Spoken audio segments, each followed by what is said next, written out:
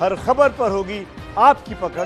Download कीजिए ABP live app. Bharat चीन तनाव के बीच आज राफेल विमान औपचारिक रूप से वायुसेना में शामिल होंगे। इस मौके पर भारत और फ्रांस के रक्षा मंत्री अंबाला एयरबेस पर होने वाले कार्यक्रम में मौजूद रहेंगे।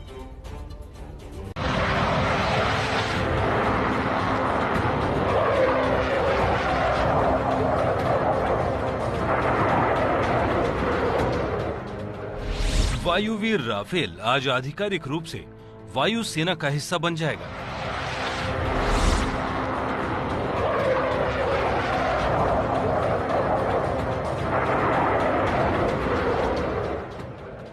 एक तरफ चीन वीडियो जारी कर गीदड़ भभकियां दे रहा है। ऐसी धमकियों का सीधा जवाब है राफेल।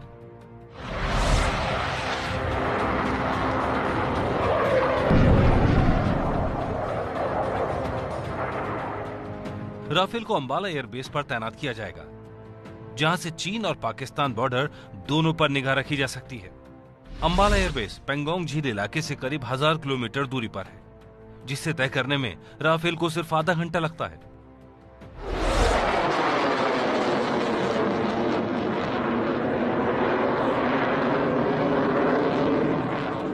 राफेल को भारतीय वायुसेना में शामिल करने के कार्यक्रम में केंद्रीय रक्षा मंत्री राजनाथ सिंह शामिल होंगे।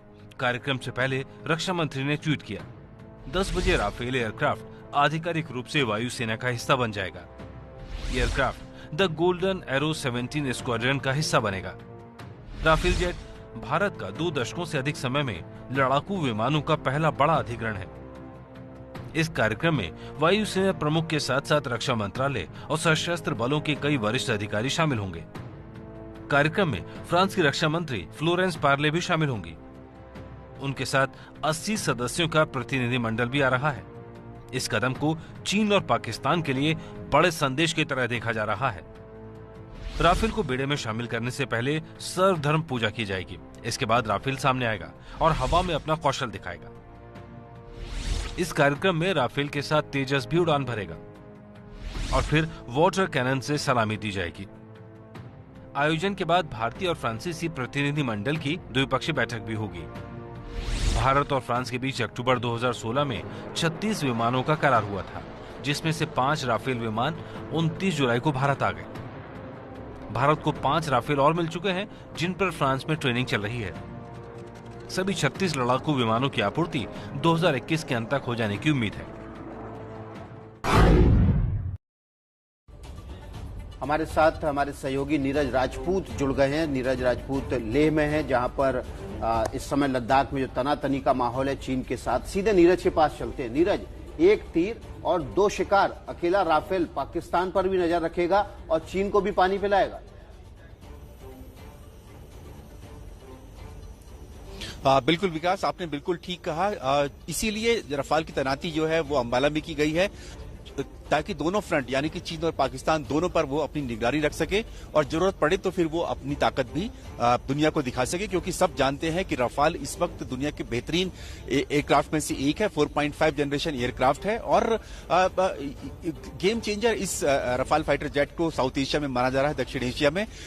आज क्योंकि अक्टूबर पिछले साल हमने देखा था दशहरा के मौके पर जब हैंडओवर किया गया था, लेकिन आज जो है फॉर्मल सेरेमनी होगी, इंडक्शन सेरेमनी होगी। यानी आज से रफाल फाइटर जेट जो है भारतीय वायुसेना में शामिल हो जाएंगे और बहुत जल्द जो 5 और फाइटर जेट्स हैं अगले महीने वो भी भारत पहुंच जाएंगे और भारतीय वायुसेना में शामिल हो जाएंगे। जी, इसके साथ साथ नीरज, वायुसेना के लिए आज भावनात्मक तौर पर एक बहुत ही स्पेशल मोमेंट इसलिए भी है क्योंकि गोल्डन एरो, जिसे 17 स्क्वाड्रन भी कहा जाता है, 1951 से सक्रिय है, लेकिन 1 साल पहले फिर से सक्रिय किया गया है, तो इस लिहाज से भी वायुसेना के लिए खास है।